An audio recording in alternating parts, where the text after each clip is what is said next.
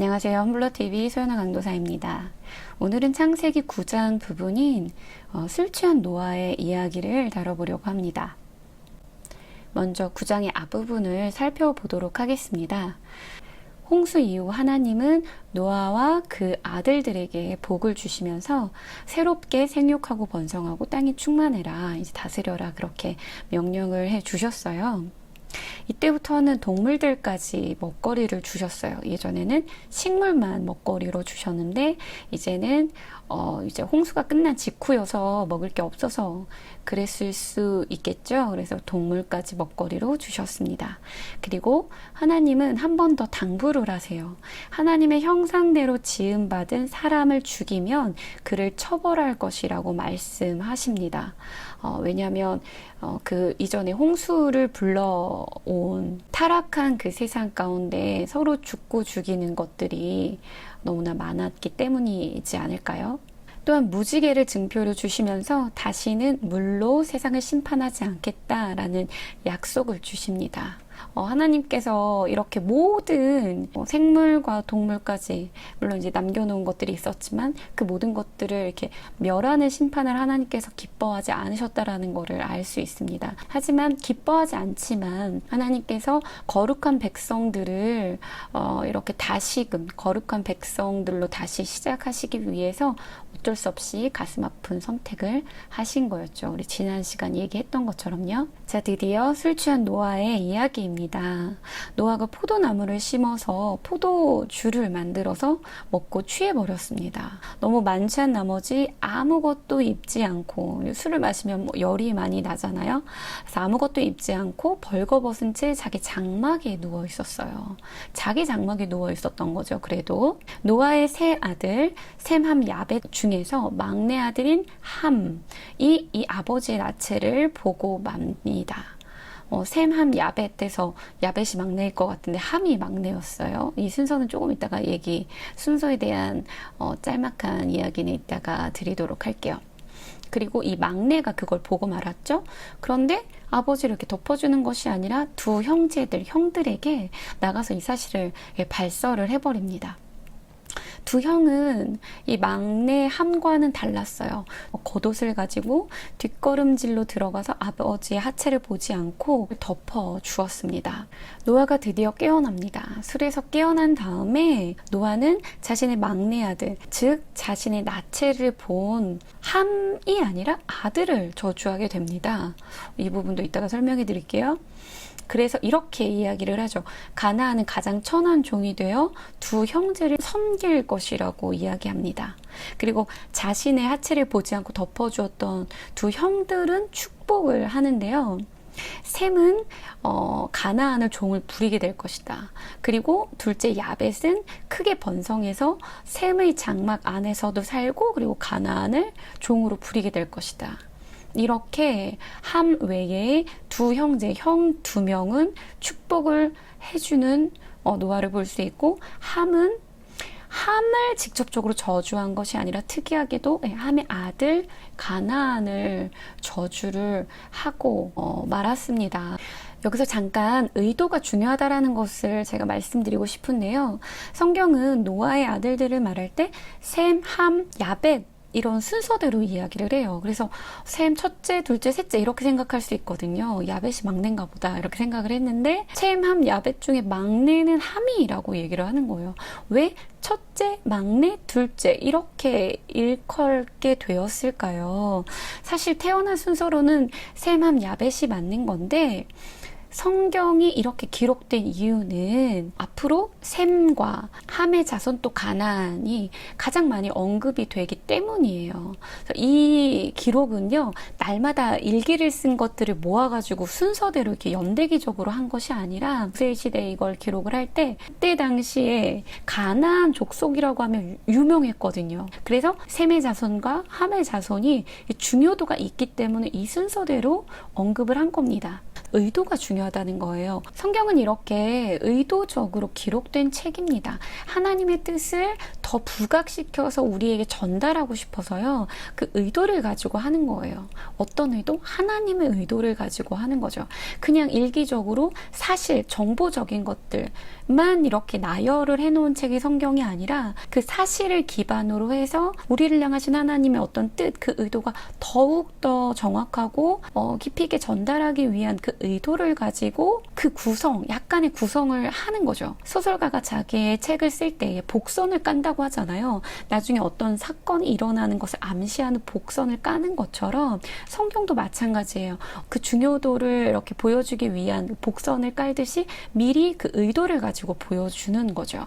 이렇게 성경을 읽을 땐 그 의도를 파악하는 것이 너무나 중요합니다. 우리가 살아갈 때에도 의도를 파악하는 것이 너무 중요하잖아요. 부모님이 자녀가 무언가를 잘못했을 때 너무 화가 나서 너 집 나가 이렇게 얘기한다고 해서 정말 집을 나가라는 의도가 아닌 거죠.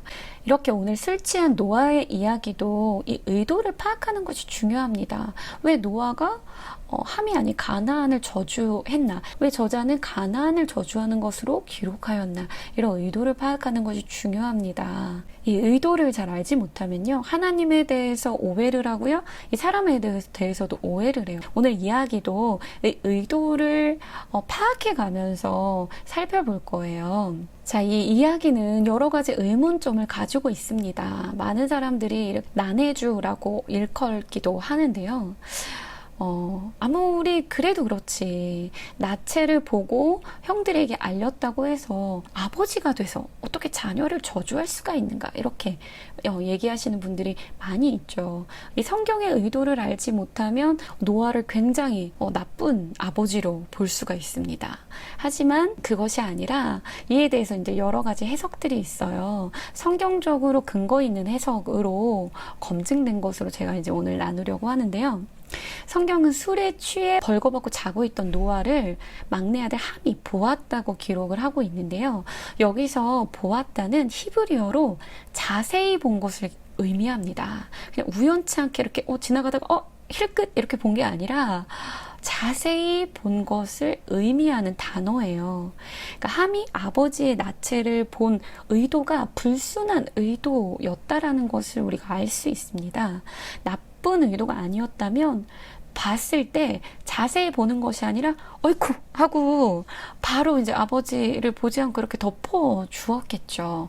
근데 그것이 아니라 함은 그것을 자세히 보고 덮어주지도 않은 채 나가서 형들에게 알렸다라는 거죠. 그것은 함의 의도가, 이 보았다라는 것 자체의 그 의도가 그리 건전하지 않다라는 것을 알 수가 있습니다.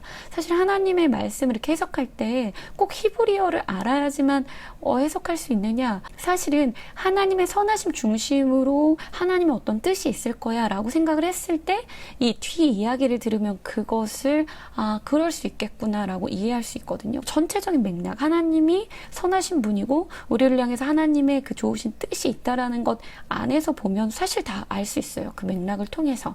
하지만 저는 이제 말씀을 전하는 사역자이기 때문에 더 구체적으로 더 신빙성 있는 말씀, 성경의 근거에서 그 원어까지도 찾아가면서 이렇게 알려드리는 의무가 있는 거니까요. 뭐 히브리어를 언급한다고 해서 히브리어 모르면 성경을 알지 못하는구나, 이렇게 오해하실 필요가 없습니다. 전체적인 맥락을 이렇게 하나님의 선하신 뜻 가운데 이유가 있을 거라고 찾다 보면 성경 안에서 그 답을 다 찾을 수가 있어요. 이것도 여담이었는데요. 또한 노아는 함이 자기에게 행한 일을 알고 저주를 했다고 이게 성경에 기록되어 있어요. 자기에게 행한, 이것도 히브리어로 살펴보니까 실제적인 행동하는 것을 포함하는 단어예요. 그저 본 것, 그저 말한 것을 조금 뛰어넘는 어떤 행동적인 것들이 들어간 것을 내포하고 있는 단어라는 것이죠. 즉 함은 노아의 하체를 자세히 보면서 무언가 실제적인 행동을 했는데 여러 학자들은 이러한 함의 행동에 대해서 동성애적인 행동을 했을 것이라고 추측을 하고 있습니다. 수치를 발설했다고 해서 저주를 받기엔 너무하잖아요. 하나님은 그런 너무한 분이 아니거든요. 분명히 이유가 있거든요. 노아가 저주를 했다고 해서 하나님이 하나님이 그 저주를 그대로 그냥 가는 것이 아니라 하나님의 허용이 있는 거예요. 하나님은 공의로우시고 의로우시기 때문에 그 허용에 의로운 이유가 있는 거죠. 그 이유가 무엇이었을까요? 갑자기 왜 동성애가 나왔을까? 성경의 뒷부분을 읽다 보면 함의 아들인 가나안의 후손들의 이야기가 많이 나옵니다. 즉 가나안 족속들에 대한 설명들 중에 하나님이 기뻐하지 않는 악한 풍속을 따르는 족속이 바로 가나안 족속으로 대명사처럼 대표로 나오고 있는데요. 소돔과 고모라 잘 알고 계시는 이야기죠. 소돔과 고모라가 바로 하나님 보시기에 사악하고 악한 가증한 풍습을 가진 그런 도시의 족속들이었습니다. 이 동성애가 가장 만연했던 도시, 그래서 멸망했던 도시 소돔과 고모라. 이 땅이 바로 가나안 땅에 속해 있는 땅이에요. 가나안 땅 중에 가장 타락한 도시가 바로 소돔과 고모라였습니다. 하나님은 레위기 18장 이 전체를 통해서도 이 가나안 족속이 얼마나 가증한 일들을 행했는지를 자세하게 말씀해 주고 계세요. 가나안 땅은 근친상간, 그리고 간통, 그리고 동성애, 수간까지, 그리고 자녀를 이 우상에게 불태워서 제사하는 그 제사까지 드리는 정말 하나님이 미워하시는 일을 너무나도 많이 하는 민족이었던 거예요.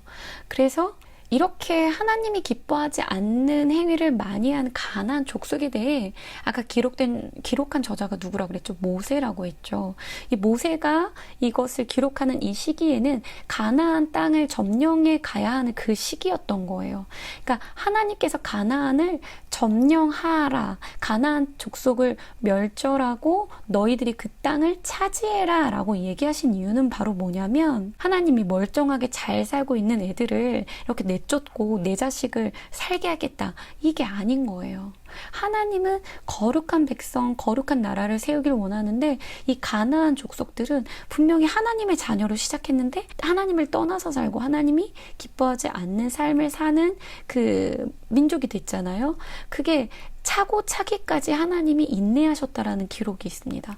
그 가나안 족속의 죄가 차고 차서 더 이상 참을 수 없을 지경까지 하나님께서 참으셨다고 해요. 더 이상 참을 수 없을 지경이 되었을 때 하나님께서 이 이스라엘 백성들을 통해서 가나안 족속을 물리치게 하시고 그 땅을 차지하게 하시는 거죠. 그래서 이 더럽고 오염된 거룩하지 않은 이 땅을 하나님께서 깨끗하게 하고 하나님의 백성으로 거룩한 나라로 그 땅을 세워가기를 하나님께서 원하셨던 거예요. 이 나라의 이 족속에 대해서 너무나 잘 알고 있었던 모세였기 때문에 모세가 이 창세기를 기록했잖아요. 오늘 이 부분을 기록할 때 그걸 너무 잘 알고 있었기 때문에 가나안에 대해 포커스를 맞춘 겁니다. 함을 저주하든 가나안을 저주하든 똑같아요. 크게 차이가 없어요. 왜 함을 저주하지 않고 가나안을 저주했는가? 사실 함이 타락한 삶을 살았기 때문에 가나안도 그것을 배우고 살았던 것이죠. 근데 함보다 가나안이 더 유명하게 타락을 했나 봐요. 그래서 가나안의 이름이 더 유명해진 거죠. 가나안 족속, 이렇게 타락한 족속, 하나님을 대적하는 족속의 대명사가 돼버리고 만 것이죠. 그래서 모세는 이 책을 기록을 하면서 가나안 족속, 가나안이 저주를 받아, 이렇게 얘기를 하면 이 책을 읽는 사람들이 다 이해를 하는 거예요. 아, 그때부터 타락을 해서 가나안 족속이 지금 이렇게 됐구나를 알게 되는 거죠. 노아의 홍수가 난 이유가 바로 타락이었잖아요. 세상에 극심한 타락이 가득했기 때문에 하나님이 노아의 홍수를 통해서 세상을 이렇게 심판하신 거였죠. 노아는 의인이었지만 그 안에 세 아들 중에 함은 홍수를 심판받은 그 타락한 그 세상에 물들어 있었던 것으로 우리는 추측해 볼 수 있습니다. 그래서 그 타락한 삶을 노아의 가족을 통해서 새롭게 번성하는 그 시작에서도 이 타락이 보여지는 거예요. 하나님께서는 정말 노아의 가족을 통해서 새롭게 이 세상을, 거룩한 세상을 만들길 원하셨는데 그 안에 기존 예전에 타락했던 그 세상의 그 타락을 버리지 못하고 새로운 세상에서도 타락한 삶을 살아간 함과 그 가나안 자손들의 모습을 우리가 볼 수 있는 겁니다. 중요한 것은요, 저주를 했다고 해서 아무렇게나 이루어지는 것이 아닙니다. 하나님의 뜻이 아니라면 저주가 그 사람에게 임하지 않아요. 민수기 22장을 보면 하나님이 허락하지 않은 저주가 임하지 않는 그 이야기를 알 수 있습니다. 이스라엘 백성을 아무리 저주하고 싶어도 저주가 임하지 않는 거예요. 그냥 단순히 저주를 했다고 해서 이렇게 이루어지는 것이 아니라 그들의 삶이 그 저주의 삶으로 나아가게 하는 거죠.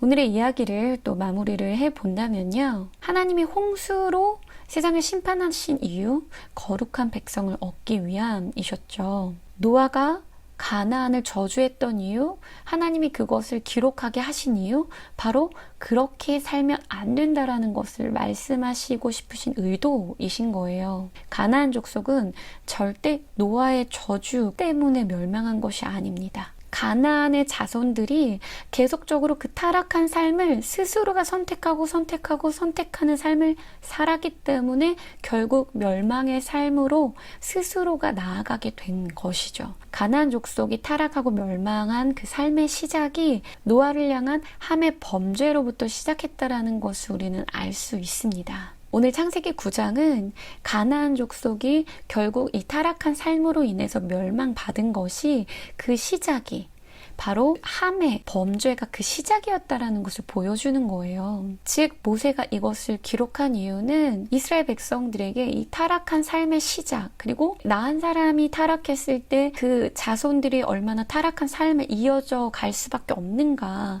나 한 사람이 거룩한 삶을 살 때 자손들이 축복을 받을 수밖에 없다라는 것을 보여주는 거겠죠.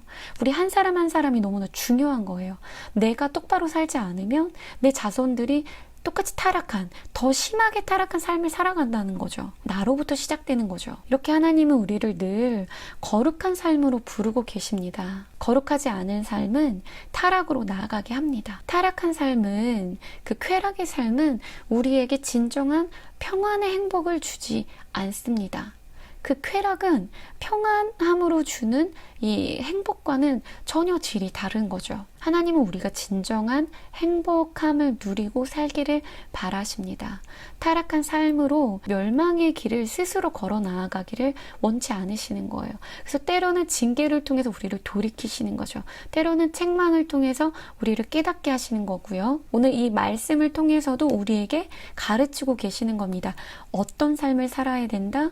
이렇게 쾌락, 그리고 이 범죄하는 삶이 아닌 거룩한 하나님의 뜻 가운데 사는 삶을 살 때 너희가 진정으로 축복을 받는 삶을 살 수 있을 것이다 라는 것을 말씀해 주고 계시는 거예요. 오늘 여러분들도 이 하나님의 마음을 깨달으시고 혹시 삶 가운데 돌이켜야 할 부분이 있다면 돌이키시기를 축복합니다. 기도하겠습니다. 하나님 아버지, 오늘 노아의 홍수 이후 얼마 못 되어 금세 타락하는 인간의 모습을 보았습니다. 하나님은 늘 거룩한 백성을 원하셔서 오래 참고 참으시다가 정말 가슴 아프게 징계하시고 심판하시는데, 그 심판 속에서도 감사히 살아남았음에도 불구하고 여전히 과거의 죄의 습관을 버리지 못하고 하나님이 미워하시는 행동을 하는 삶을 살아가는 사람들이 너무나 많습니다. 우리의 망령된 행동들과 나태함들이 하나님의 뜻을 따르지 않게 하고 과거의 삶으로 쉽게 돌아가게 합니다. 주님, 우리를 불쌍히 여겨주시기 원합니다. 우리의 노력으로 할 수 없음을 고백합니다. 하나님을 믿고 있다는 그 사실만으로 우리가 거룩한 삶을 살 수 없음을 고백합니다.